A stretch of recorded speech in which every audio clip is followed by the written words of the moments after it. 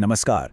आज हम बात करेंगे कागज के एक ऐसे टुकड़े की जो किसी को जेल की सलाखों के पीछे पहुंचा सकता है। जी हाँ, हम बात कर रहे हैं एक चेक की। तो चलिए इस कागज के कैदखाने की पूरी कहानी को समझते हैं कि कैसे एक साधारण सा चेक एक संगीन अपराध बन जाता है। 2 साल। जी, पूरे 2 साल। ये वो सजा है जो सिर्फ एक चेक बाउंस होने पर किसी को मिल सकती है। बिल्कुल सही। भारतीय कानून के तहत एक बाउंस हुए चेक के लिए ये अधिकतम जेल की सजा है। अब सोचिए, ये सिर्फ एक वित्तीय चूक नहीं है। कानून इसे एक वादे को तोड़ने के तौर पर देखता है और इसीलिए ये इतना गंभीर मामला बन जाता है। तो फिर सबसे बड़ा सवाल यही है ना, कि आखिर ये होता कैसे है? एक मामूली सी फाइनेंशियल गलती एक क्रिमिनल केस में कैसे तब्दील हो जाती है? चलिए इस पूरी प्रक्रिया को एक एक करके बिल्कुल बारीकी से समझते हैं। तो देखिए, सबसे पहले समझते हैं कि चेक बाउंस असल में है क्या।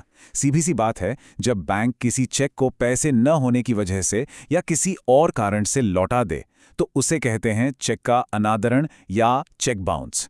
और यहीं पर सारा खेल बदल जाता है, क्योंकि नेगोशिएबल इंस्ट्रूमेंट्स एक्ट का सेक्शन 138 इसे सिर्फ एक लेन देन की गड़बड़ी नहीं बल्कि सीधा सीधा एक क्रिमिनल ऑफेंस यानी एक अपराध बना देता है। लेकिन रुकिए, ऐसा भी नहीं है कि हर चेक बाउंस पर जेल हो जाएगी। नहीं, कानून ने इसके लिए 5 खास शर्तें रखी हैं। आप इन्हें 5 ताले समझ सकते हैं। जब ये पांचों ताले एक लाइन में खुलते हैं तभी ये कर्ज एक अपराध बनता है। सुप्रीम कोर्ट ने भी KR इंदिरा केस में इसे बिल्कुल साफ कर दिया है। देखिए, ये 5 शर्तें क्या हैं? पहली, चेक किसी असली कानूनी कर्ज के लिए हो। दूसरी, उसे 3 महीने के अंदर बैंक में लगा दिया गया हो। तीसरी, वो बाउंस हो जाए। चौथी, जिसे पैसे लेने थे उसने 30 दिन के अंदर एक कानूनी नोटिस भेजा हो।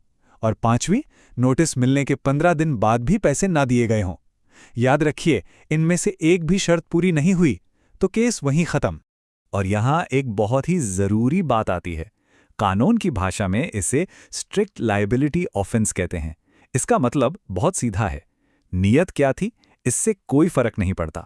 चाहे धोखा देने का इरादा था या नहीं, अगर चेक बाउंस हुआ और वो 5 शर्तें पूरी हो गईं तो बस अपराध हो गया, बात खत्म।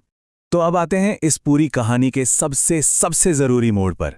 ये वो स्टेप है जो या तो केस को बना देता है या शुरू होने से पहले ही बिगाड़ देता है। हम बात कर रहे हैं डिमांड नोटिस की। इस डिमांड नोटिस को आप एक तरह का फ्यूज समझ सकते हैं। अगर इसमें जरा सी भी गड़बड़ हुई तो समझ लीजिए कि पूरा का पूरा कानूनी सर्किट ही बैठ जाएगा। केस शुरू होने से पहले ही खत्म। और अदालतें इस मामले में जरा भी ढील नहीं बरतती। तो एक सही नोटिस में क्या क्या होना जरूरी है? पहली बात, चेक की एकदम सटीक रकम लिखी हो, एक पैसा भी इधर उधर नहीं। दूसरी, चेक बाउंस होने के 30 दिन के अंदर अंदर इसे भेजना होगा। तीसरी, पैसे चुकाने के लिए पूरे 15 दिन का समय देना होगा। और चौथी, इसे रजिस्टर्ड पोस्ट से ही भेजना है। और हाँ, एक और बात, अगर सामने वाला नोटिस लेने से इनकार कर दे तो भी कानून यही मानेगा कि नोटिस उसे मिल चुका है। और ये रकम वाली बात कितनी सीरियस है, इसका अंदाजा कावेरी प्लास्टिक्स केस से लगाया जा सकता है। सुप्रीम कोर्ट ने साफ साफ कहा कि डिमांड नोटिस में चेक की एकदम सटीक रकम होनी चाहिए। यहां तक कि एक छोटी सी टाइपिंग की गलती भी पूरे नोटिस को अमान्य कर सकती है। और अगर नोटिस ही अमान्य हो गया तो पूरा केस खारिज हो सकता है। इतनी सख्ती है। अब सवाल उठता है कि अगर कोई इस नोटिस को नजरअंदाज कर दे तो क्या होगा? तो देखिए, ये एक बहुत बड़ी भूल होगी। संजबीस तारी केस में सुप्रीम कोर्ट ने यह साफ कर दिया है, अगर नोटिस का जवाब नहीं दिया जाता तो अदालत ये मानकर चल सकती है कि जो आरोप लगाए गए हैं उनमें सच्चाई है। मतलब चुप रहना एक तरह से केस को कमजोर करने जैसा है। चलिए, अब नोटिस की दुनिया से निकलकर अदालत के कमरे में चलते हैं।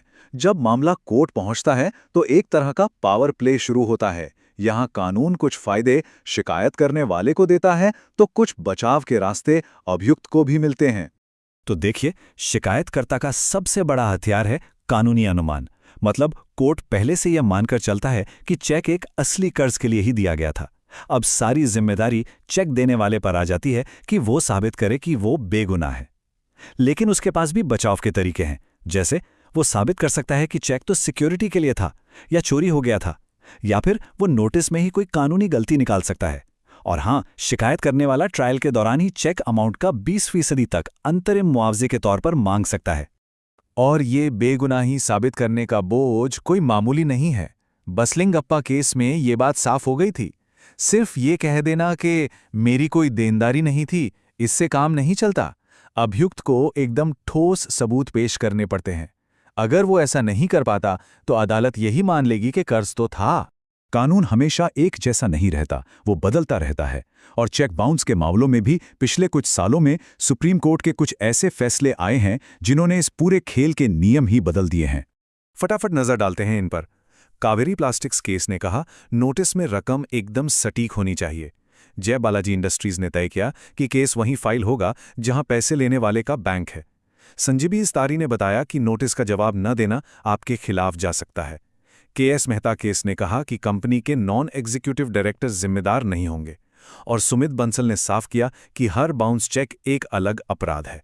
तो इतना सब सुनने के बाद मन में ये सवाल जरूर आता होगा कि क्या इस कानूनी पचड़े से बाहर निकलने का कोई रास्ता भी है? क्या दोनों पार्टियां आपस में बैठकर मामला सुलझा सकती हैं? और इसका जवाब है बिल्कुल हाँ। कानून खुद इसका रास्ता दिखाता है। सेक्शन 147 इस अपराध को समझौता योग्य या कंपाउंडेबल बनाता है। इसका मतलब ये है कि केस के किसी भी मोड़ पर, यहां तक कि सजा सुनाए जाने के बाद भी, अगर दोनों पक्ष आपस में समझौता कर लेते हैं तो सजा रद्द हो जाती है। ये बहुत बड़ी बात है।